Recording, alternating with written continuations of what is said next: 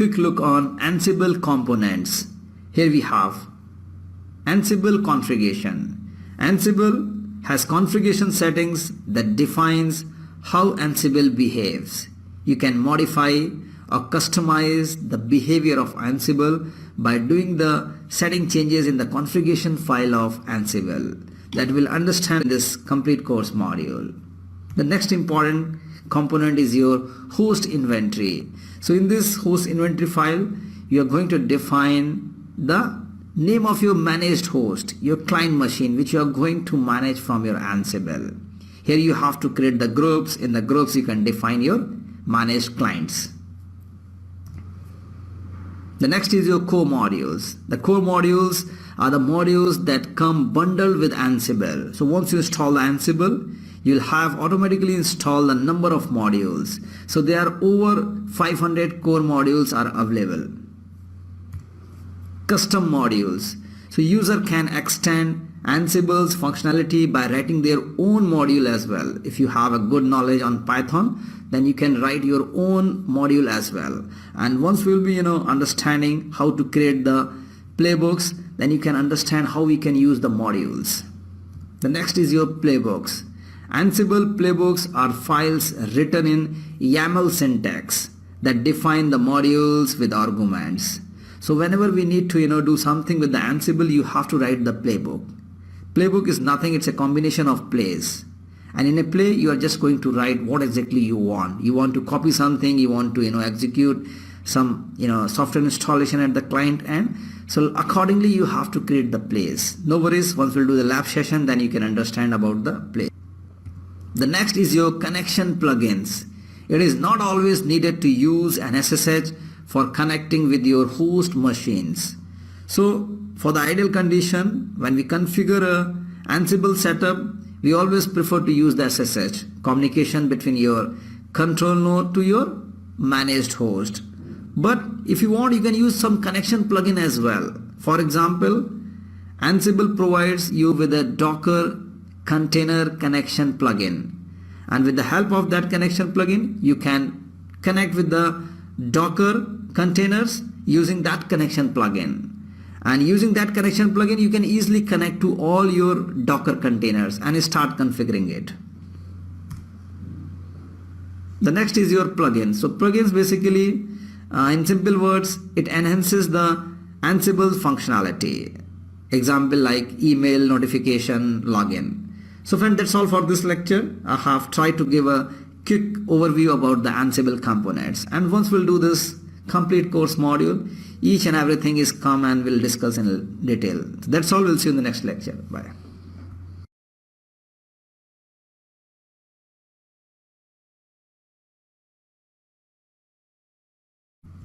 In this lecture, I'm going to discuss about role and requirements for the control node. So here in the picture you can see I have chosen one server as a control node, or we can say it's a jump server from which I can access all my clients via SSH. So that's the condition. The SSH should be working between your control node and all your client machines. System administrators log in and initiate all Ansible operations from the control node. Ansible software is also installed on your control node.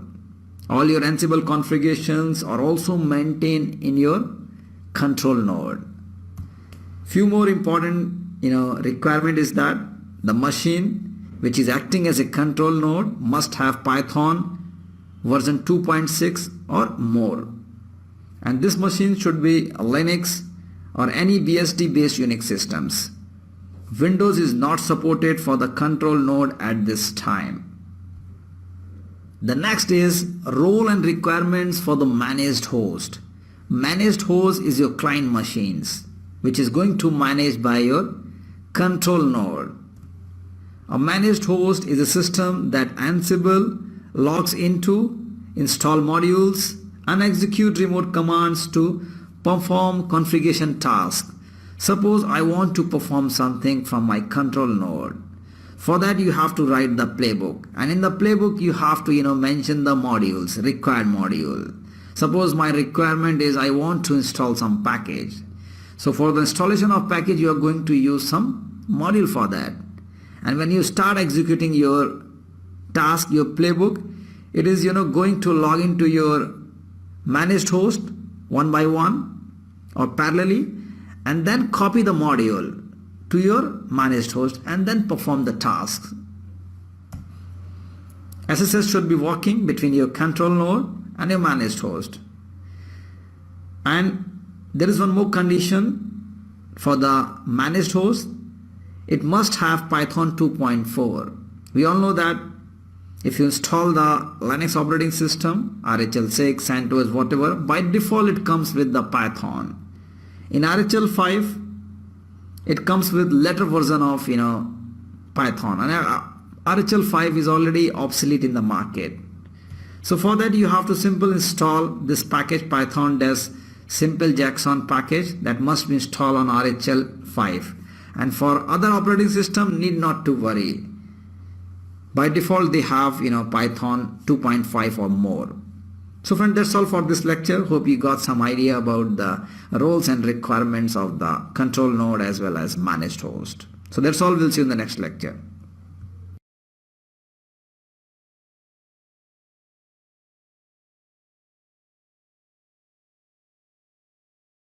In this lecture, I'm going to discuss about Ansible host inventories. So it is a file which keeps the information about your managed host. It is a list of servers which you are going to manage from your control node. Host inventory defines which host Ansible manages. Host may belong to groups which are typically used to identify the host role in the data center. A host can be a member of more than one group as well. So let me quickly log into my Ansible server and will show you how you can define the entries in your host inventory file. So this is the file, and let me edit this file. Okay.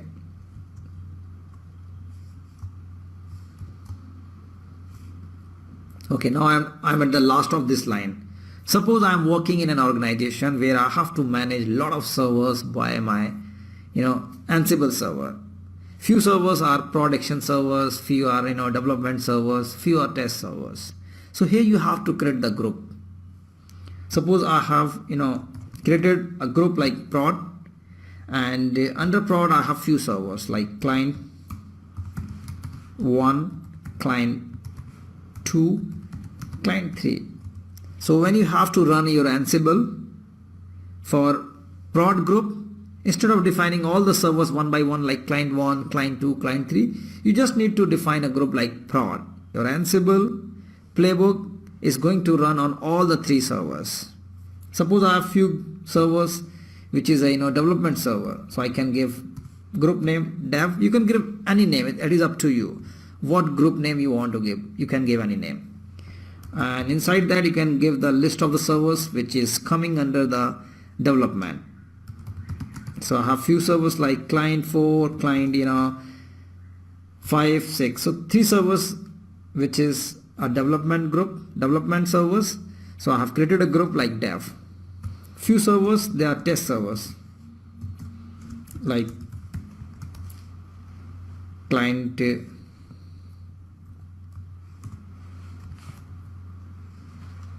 7, 8, 9. Suppose few servers are the web servers. I can give here, and my web server is client 1 and client 6. Now you can see that client 1 is also a part of group that is prod. So here you can see I have mentioned that a host can be a member of more than one group. So here you can see my client is a member of more than one group. It is a part of prod as well as it is a part of web server as well. That is client 1 and client 6. So this way you can define your host in the inventory file. Now how to check the list of the managed host via the command line. So we have this command Ansible and the list and host all. If you fire this command, it will list you all the all the servers name that you have defined inside your inventory file. So these are the servers. Now you want to check with group. So at the last, instead of all, you can define the group name. So if I'll fire prod, so it will list you all the servers which is a part of prod group. Okay, suppose I want to check for dev group. So under dev we have 3 servers, client 4, client 5 and 6. Under test we have these servers. Under web servers we have 2 servers, client 1 and client 6. So this is one thing. Okay, let me again edit this file and show you what all other entries we can put. Suppose this is my client 1, and when I want to access this client 1, I want it should access via the SSH only, because for the communication purpose from your control node to the managed host we always prefer SSH. But here I have one condition, like for this server the SSH is working on some different port. By default the port is 22. If you have the communication via SSH and 22, you need not to mention that port because it's a default port. But if it is working on some different port and you want to define here, suppose it is working on 1, 2, 3, 4, so you can also define like this way. So here when my control node is going to connect with this client 1 via SSH, it should hit on port number 1, 2, 3, 4, and you can also define the type of connection. Ansible connection is my SSH, and also if you want to define like what user you want to communicate, so you can define the username as well. Suppose John.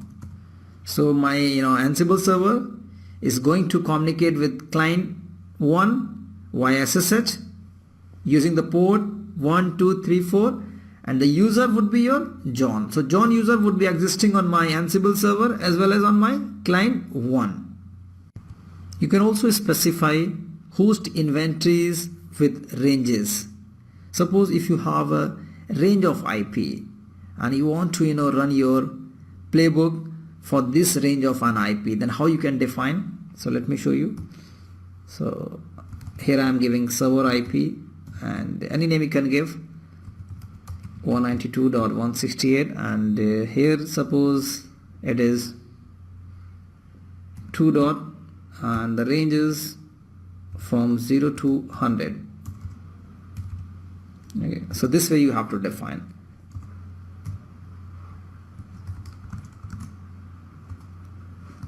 Okay, so if I'm going to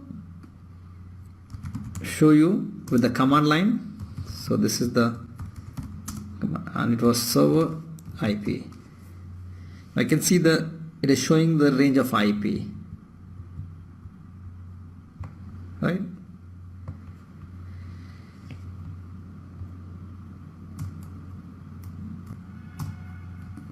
You can also define any the number in the name as well. Let me show you. Suppose server name,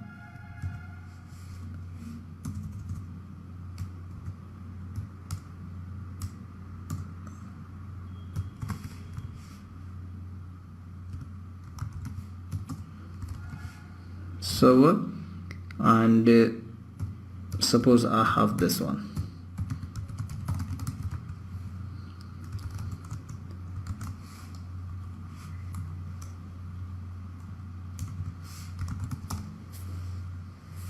Okay, I got some error. So let's see what is the issue here. Server name.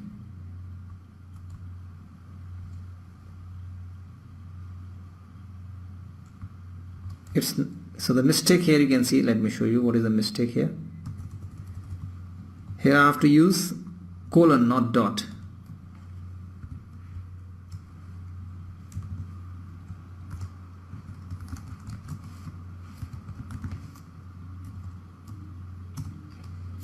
I can see it is showing all the host that we have defined inside the host inventory file. So friends, that's all for this lecture. Hope you have got some idea about the host inventory. So that's all we'll see in the next lecture.